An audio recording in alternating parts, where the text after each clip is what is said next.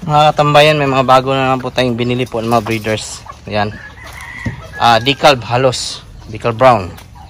Palagi kasing hinahanap sa atin. Kaya yun po yung ating dinamihan po natin pagbili. Dito na po lahat yung ating mga bagong breeders po na binili. So yung ating tandang po nasa 3. Yung bago po nating biling babae nasa 14. Yung isa lang ang nandoon nasa labas kasi di natin namalayan, may sipon pala yung isa kaya nilipat muna natin o quinarantin. Papagalingin na lang po natin, gagamutin natin ng Panamux caplet yung ating may sakit. Yan, lahat po ng ating mga babae po dito nasa 14 plus 8, 22 at 3 tandang. Yan yung gagamitin po natin pang kolekta ng itlog. So decal pa naman, napakaganda ng itlog.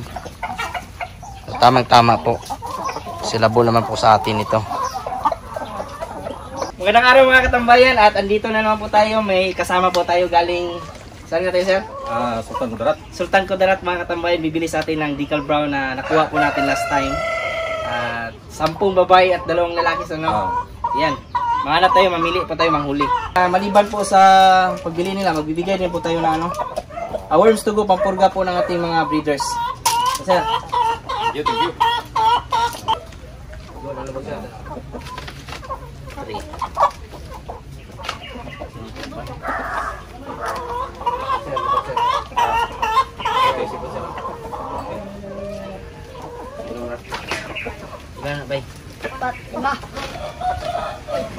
So katambayan, bali 10 na babae.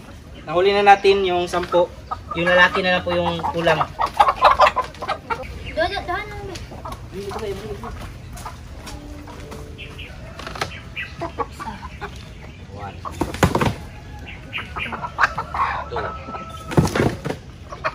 Ayan katambayan, naka 15,000 agad tayo. So salamat kay sir. Sir, okay na ni sir. Siguro na mas-support sila. Itong day 1 sir, kapitan sir. Kapitan na sir.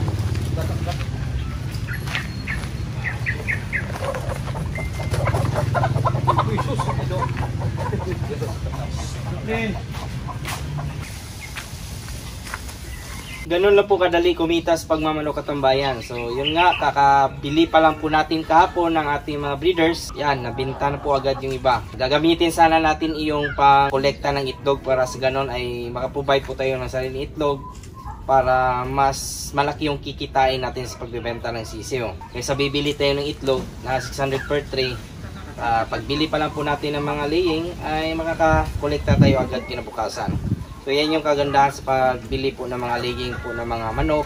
Yung kinuha naman po natin mga Rhode Island Red at saka Decal Brown. So mas marami yung Decal Brown kasi yun yung pinakamaganda po. Maganda mangitlog, mabilis mangitlog, halos araw-araw mangitlog. Kaya mas maganda na laying kukunin natin. Mas sellable din kasi yung mga manok na yun. Kaya po kinuha po natin. Kaso napakabilis pong mabenta lalo na po pag Pasko. At hindi lang po pabo yung mabenta sa atin. Talagang manok naman po talaga yung ating focus. Yun nga lang, yung ating mga pabo dito ay yan, extra income po natin dito. Sa panahon kasi ngayon na Pasko, December, sold out po palagi yan. So yung ating mga pabo na nabili last time, sigurado po yan, baka sa susunod na araw, maubos na naman po lahat ito. Sayang nga lang, hindi tayo nakapagparami na pang Pasko na kung sana hindi po tayo basta-basta maubusan. Sarili natin na manok, mas malaki yung kikitain natin. Yung sa atin naman po, yung binili po natin mga breeders, lumalabas na lang talaga na buy and sell lang nagiging resulta. Kung hindi mabenta, gagamitin natin. Kung mabenta, ibebenta po natin. So ganun lang po ang manok. Pinapaikot lang po natin yung ating kapital. At yung sa ating native ngayon, sayang nga lang kasi ito yung mga panahon din po na talagang karne ang pag-usapan. Yung native natin, laging sold out po yan. Wala tayong makuha na mga stock sa native, kaya hindi tayo makapagbenta po sa tabing-daan. At yung ating pabo din po, sayang hindi tayo makapagbenta. Kukulangin kasi yung ating stocks na nandito sa ating manukan, kaya wala tayong ma-display. Maganda sana kung ma-display natin kasi sigurado maibibenta po natin. Lalo na po na talagang nagkakaubusan na po yung pabo ngayon sa online. wala tayong makunan talaga. Mahirap kahit sa bukid wala na tayong makunan. Sa ating pagmamanok talaga, kayang-kaya po natin kumita po ng kahit walang breeders. Ayun, bumibili na po talaga tayo ng mga itlog sa ating mga kilala, mga fertilized eggs. Minsan kung may makuha tayo na sisiyo, tinatambak natin sa ating manukan para condition bago natin ibenta.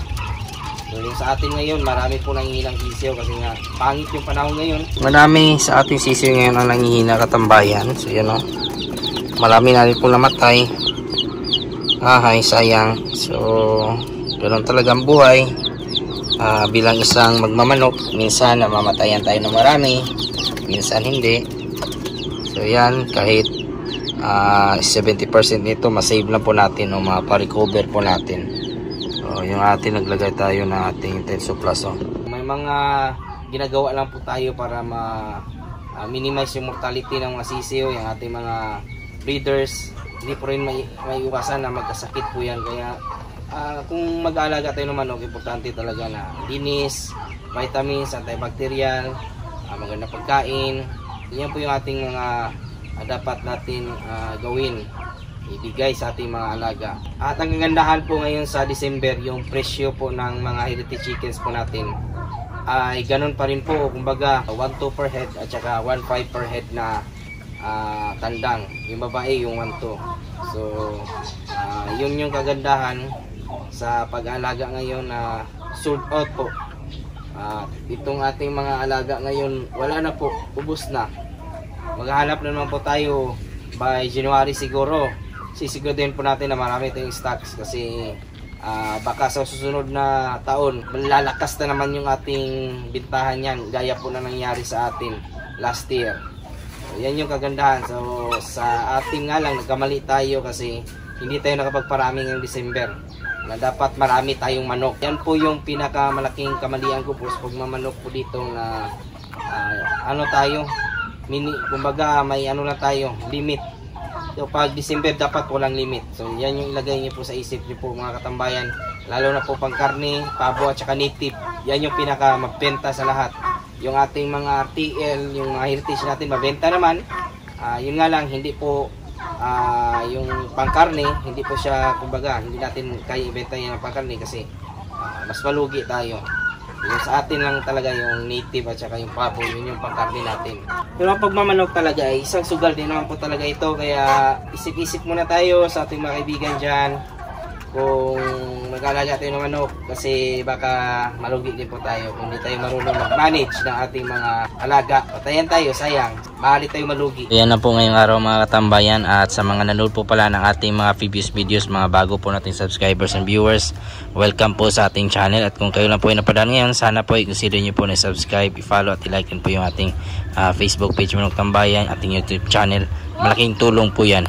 Kung may mga katanungan naman po kayo, ilagay lang po sa comment section at ating sasagutin. At huwag kalimutan i-click yung notification bell para sa mga susunod na videos. Bago muna tayo magpaalam, shoutout muna natin yung ating mga kaibigan dyan na si Jay Magsayo, Marcelo Mamaril, Richard Santos from UK, Mga Bay watching from Batangas, Love You B. Lewinsky, Alex Z from Canada.